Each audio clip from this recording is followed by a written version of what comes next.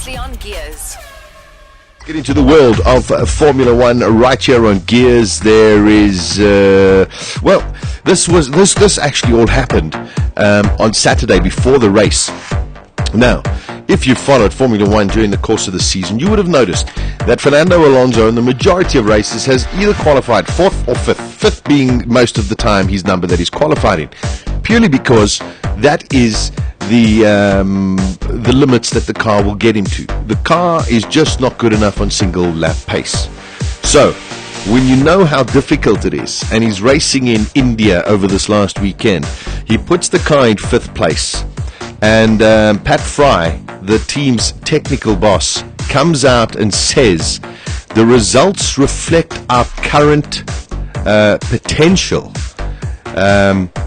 And Fry came out and blamed the drivers for a substandard qualifying performance. The result reflects our current potential, but in order to be where we wanted and where we were capable of being, we needed to be perfect today, and we weren't.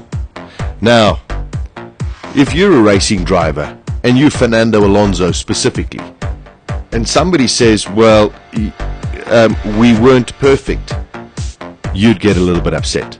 Apparently, Alonso went into a rage. This is according to La Stampa in Italy. You got to understand, a very respected newspaper. This is all quoted from Autosport.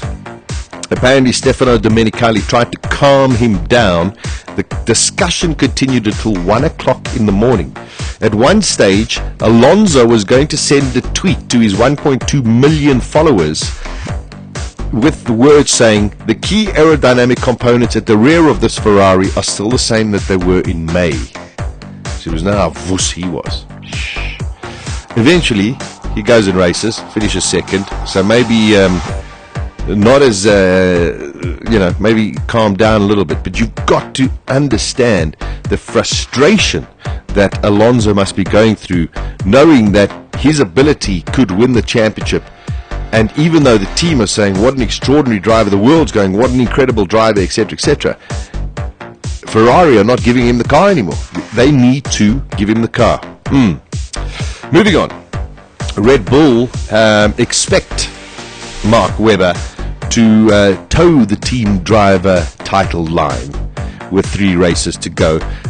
Even though Webber's come out and said, I'm not stepping aside for Vettel, I'm sure they've spoken into his ear very nicely and said, you will do as we say, and make sure that Sebastian is in the front of you.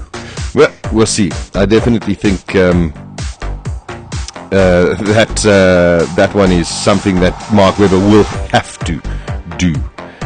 All right. Unfortunately, Rubens Barrichello is looking for a return to Formula One, but people say it's a dream, not a pipe dream. I just don't think that that's going to happen. The news yesterday, of course, Lotus have confirmed that Kimi Raikkonen has extended his contract for the season of 2013. However, they didn't mention anything about Romain Grosjean. Adrian Sutil may get a recall into the world of Formula One. He may go back to the team that sacked him, and that, of course, is Force India. Looking very likely that Nico Hülkenberg could be on his way to the Sauber team as well. Renault have made a big change in their engine department. Renault chief Jean-François Cabet is going to be stepping down after the Abu Dhabi Grand Prix. He joined Renault back in the 1970s. McLaren have come out and believes that the different track characteristics could be enough to wipe out Red Bull's advantage at the front of the field.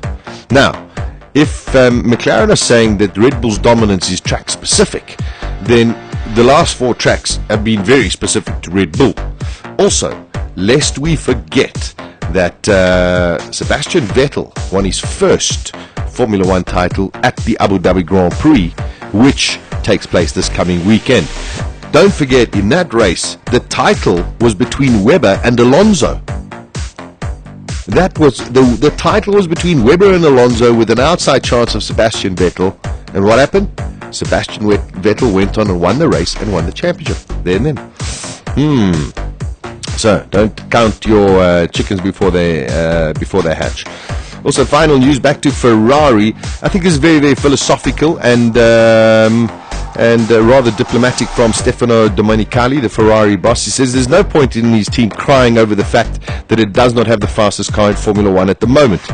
He said it is clear at the moment that the Red Bull has a better car, but what can we say? We cannot cry. We need to work hard.